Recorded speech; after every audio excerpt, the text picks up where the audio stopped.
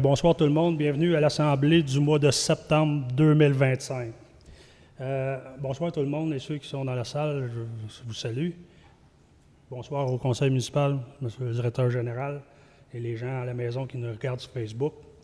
Merci d'être là. D'abord, je vais revenir sur la Family Fight qui a eu lieu le 23 août. Ça a eu un succès, on a compté 1500 participants. Merci à toutes les personnes qui se sont déplacées, puis je voudrais remercier le service des loisirs qui a organisé ça avec les travaux publics et puis le service de sécurité incendie. Merci beaucoup pour votre présence, c'est très apprécié. Je vais profiter de l'occasion pour rappeler aux citoyens aussi qu'il est encore temps de s'inscrire pour les activités qu'il y a, les offres de cours qu'on a au service des loisirs. Il y en a pour tous les goûts, pour tous les âges, donc je vous invite à regarder sur notre site Internet pour voir tous les détails de ça. Il y a des choses vraiment intéressantes. Avant de commencer la séance, je voudrais aussi souligner que la semaine de la municipalité aura lieu du 14 au 20 septembre. C'est un moment pour mettre en valeur ce qu'on fait au quotidien pour répondre aux besoins de nos citoyens. Un dossier important aussi, bien actuel, c'est la gestion de l'eau. De plus en plus, on doit non seulement être conscient de l'importance de cette ressource, mais aussi poser des gestes concrets pour la préserver. C'est pourquoi il y a quelques semaines, la municipalité a embauché M. Daniel Aymon, coordonnateur de la gestion de l'eau. Son rôle, c'est de veiller à la sécurité et à la santé des citoyens qui consomment l'eau des trois réseaux d'aqueduc que nous avons, puis en assurant qu'on respecte les exigences gouvernementales. Il travaille pour les trois réseaux du secteur du village, Domaine Pinot, et pour les rues Champagne et Lantier, que le gouvernement nous a gentiment légués, temporairement, mais j'imagine que ça va devenir permanent. Mais au moins, là, on le sait, ce que les résidents et qu'est-ce qu'ils consomment, c'est bon pour la santé. Fait que je voudrais souhaiter une bonne séance à tous. 1.1, ouverture de la séance, ça me prend un proposeur. Je le propose, Gilles Bertrand. M. Bertrand, merci. 1.2, adoption de l'ordre du jour. Que le Conseil adopte l'ordre du jour de la présente séance. Ça me prend un proposeur. Je propose Roxane Gay. Madame Gay, merci. 1.3, adoption du procès-verbal de la séance tenue le 5 août 2025. Que le Conseil adopte le procès-verbal de la séance ordinaire du 5 août 2025. Ça me prend un proposeur. Je propose Jocelyne Coursol. Madame Coursol, merci. 1.4, avis de motion et dépôt d'un projet de règlement numéro P-2025-17, amendement au règlement numéro 1301-2020. C'est un avis de motion à l'effet qu'il sera adopté une séance subséquente, un règlement décrétant l'amendement au règlement 1301-2020 relatif à la construction, afin de modifier l'article 2.2.3, soit d'autoriser à la zone industrielle l'utilisation de conteneurs à des fins d'entreposage. C'est un avis de motion. Qui le donne? Je le donne, Martin Paquette. M. Paquette, merci. 1.5, premier règlement numéro P-2025-17, amendement au règlement numéro 1301-2020. Que le Conseil adopte le projet de règlement P25-17, soit l'amendement au règlement 1301-2020 relatif à la construction, afin de modifier l'article 2.2.3 tel que décrit au point précédent. Ça me prend un proposeur. Je propose Martin Paquette. M. Paquette, merci. 1.6, avis de motion et dépôt d'un projet de règlement numéro PP-2025-18, amendement au règlement numéro 1297-2020.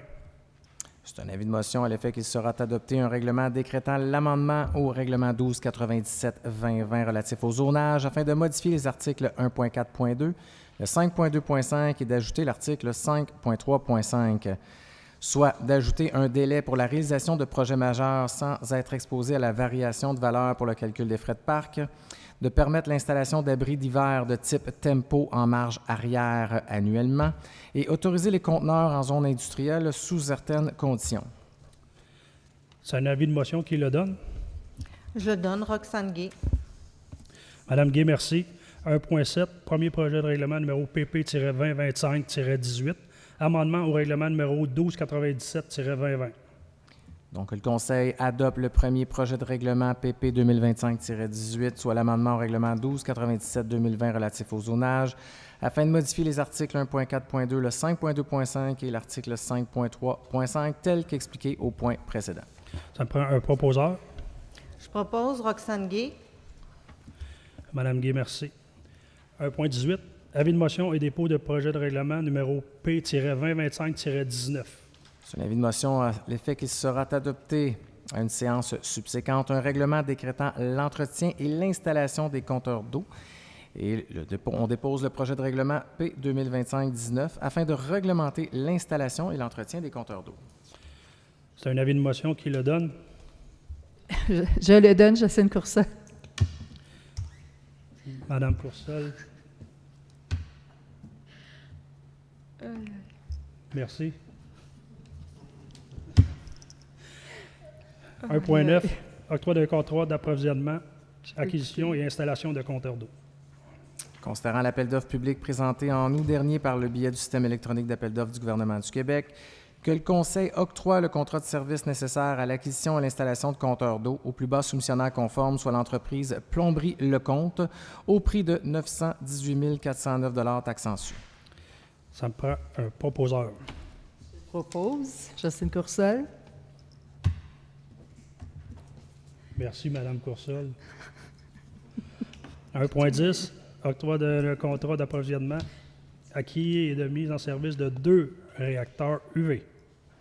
Considérant l'incident majeur survenu le 10 juillet dernier à l'usine de filtration et considérant que la municipalité a dû procéder rapidement à l'acquisition d'équipements essentiels afin d'assurer le traitement de l'eau en vue d'éliminer les virus pathogènes présents, conformément à une exigence ministérielle, considérant que l'entreprise Bro-Maxtec est le seul représentant autorisé au Québec de la compagnie Trojan, fournisseur de lampes UV de ce type, et considérant que ces frais sont admissibles à notre couverture d'assurance, que le Conseil entérine le contrat d'approvisionnement accordé pour l'acquisition et la mise en service de 2 réacteurs UV Trojan UV Swift FC à être installés à l'usine de filtration des eaux à l'entreprise Bro-Maxtec au prix de 111 847 taxes en su. Ça me prend un proposeur. Je propose Jocelyne Coursol. Juste pour l'intérêt des citoyens, là, ça fait partie du sinistre qu'on a eu à l'usine de filtration là, au mois de juillet, donc c'est couvert par l'assurance. 11.1. Octroi d'un contrat d'approvisionnement. Considérant que la municipalité nécessite le renouvellement annuel de licences Microsoft 365 et des logiciels antivirus et de sécurité informatique, que le Conseil octroie un contrat d'approvisionnement de renouvellement de licences Microsoft 365 et des logiciels antivirus et de sécurité informatique auprès de CBM Informatique au prix de 33 571 taxes en su. Ça me prend un proposeur. Je propose Sébastien Forger. M. Forger, merci. 1.12. Mandat au cabinet d'avocat Prévost-Fortin-Daou. Considérant que la municipalité a reçu à titre de mise en cause une demande en injonction interlocutoire, injonction permanente et dommages dans le dossier de cour 717-021-767-255, Cour supérieure du Québec, que le Conseil mandate le cabinet Prévost-Fortin-Daou et tout avocat de ce cabinet que ce cabinet désignera afin d'entreprendre toute démarche juridique requise et représenter la municipalité dans le dossier subventionné ainsi que dans toutes les procédures connexes. Ça me prend un proposeur. Je propose Martin Paquette. M. Paquette, merci.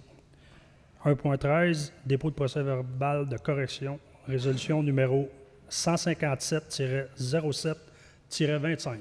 Conformément à l'article 202.1 du Code municipal, la directrice du greffe a rédigé un procès-verbal de correction concernant la résolution 157-07-25 à la suite d'une erreur qui apparaît évidente à la simple lecture du document. La correction concerne la date inscrite pour la réception de l'offre d'achat et une inversion de chiffre. C'est un dépôt seulement. 1.14. Octroi d'un contrat d'approvisionnement. Considérant que la municipalité a mandaté un courtier automobile et que le courtier effectue la recherche de prix et la négociation pour et au nom de la municipalité auprès de concessionnaires, que le Conseil octroie un contrat d'approvisionnement pour l'acquisition et la livraison d'une camionnette de marque Ford modèle F-150 année 2025 auprès de 440 Ford Lincoln au prix de 56 877 taxes en su et d'autoriser le transfert d'une somme de 71 117 $ du fonds de roulement au fonds d'administration générale afin d'effectuer la dite dépense, ainsi qu'un équipement de signalisation d'urgence au fournisseur équipement SH pour un montant net de 11 403 $. Ça me prend un proposeur. Je propose Michel Maurice. M. Maurice, merci. 2.1. Prise de connaissance embauche effectuée par le directeur général et greffier trésorier afin de pourvoir à des postes temporaires non syndiqués. Le conseil municipal prend acte des embauches effectuées afin de pourvoir à des postes temporaires non syndiqués, soit 7 animateurs de camp de jour et 6 brigadiers scolaires. C'est un dépôt seulement. 5.1. Dépôt rapport de dépenses autorisé par tout fonctionnaire ou employé conformément au règlement de délégation, contrôle et suivi budgétaire. Conformément à l'article 176.5 et du 5e alinéa de l'article 961.1 du Code municipal, je dépose au Conseil, conformément au règlement de délégation, contrôle et suivi budgétaire, le rapport des dépenses autorisées par tout fonctionnaire ou employé daté du 21 août 2025, totalisant la somme de 229 031 $. C'est un dépôt seulement. 5.2. Programme d'aide aux infrastructures de transport actif VELOS 3. Que le Conseil autorise la présentation du rapport des travaux, y compris la reddition de comptes liés aux travaux admissibles selon les modalités d'application en vigueur. Et que le Conseil certifie que Martin Paquette, directeur du service des loisirs, est dûment autorisé à signer tout document ou toute entente à cet effet avec la ministre du Transport et de la Mobilité durable. Ça me prend un proposeur. Je propose Roxane Gay. Madame Gay, merci. Concernant cette infrastructure-là, c'est la piste cyclable de la phase 2. Bonne nouvelle, c'est qu'on avait prévu 1,8 million de $ pour la construction de cette phase 2-là, mais subventionné à 50 %.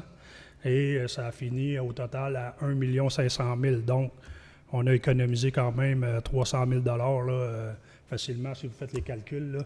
Puis on peut remarquer que quand vous prenez ce tronçon-là de la piste cyclable, ben, c'est vraiment un beau travail qui a été fait. Donc le conseil municipal là, il est fier de cette infrastructure-là. 5.3. Octroi d'une bourse dans le cadre du fonds d'athlètes de Sainte-Sophie, Benjamin Cloutier. Concernant la demande reçue d'un athlète de haut niveau de la municipalité de Sainte-Sophie afin d'obtenir une aide financière dans le cadre du fonds de l'athlète, considérant la recommandation faite par le comité de loisirs, que le conseil octroie une bourse dans le cadre du fonds de l'athlète à Benjamin Cloutier, au deck hockey en catégorie internationale au montant de 400 $. Ça me prend un proposeur. Je propose Gilles Bertrand. M. Bertrand, merci. 9.1. Dérogation mineure au 382 rue des Loisirs.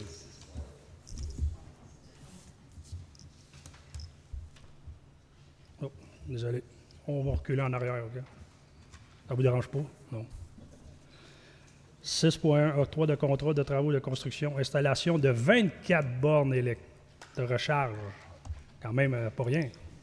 Considérant qu'une demande de prix a été effectuée auprès de 2 entreprises pour l'installation de 24 bornes de recharge électrique et considérant que la dépense est entièrement subventionnée dans le cadre du programme de subvention de 4 500 bornes circuit électrique Hydro-Québec, que le Conseil octroie le contrat de travaux de construction pour l'installation de 24 bornes de recharge à l'entreprise GPR Services électriques au prix de 44 350 $ taxes en su.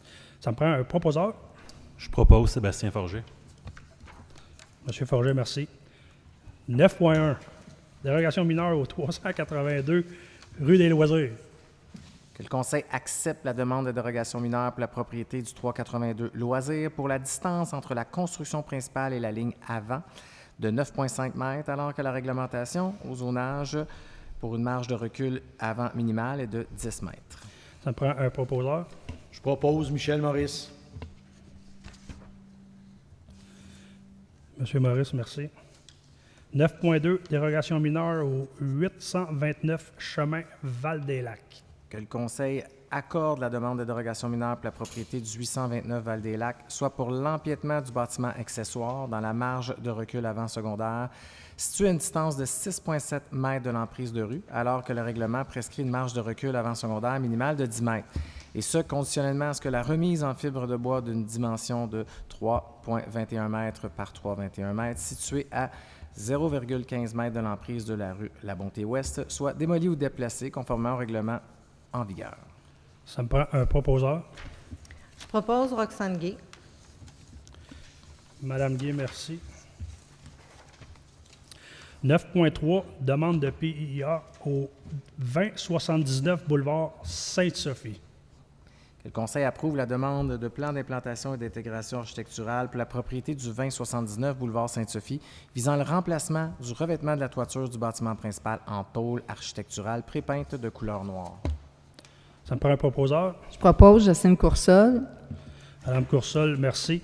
9.4, demande de PIA au 2098 boulevard Sainte-Sophie. Que le Conseil approuve la demande de plan d'implantation et d'intégration architecturale pour la propriété du 2098 boulevard Sainte-Sophie afin de peindre la pierre du bâtiment principal de couleur bois, d'ajouter une porte patio sur le mur latéral droit, ainsi que la construction d'un patio en bois d'une dimension de 16 par 12 pieds.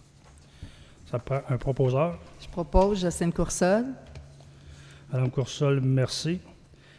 13.1, la période de questions. Est-ce qu'il y a des questions dans la salle?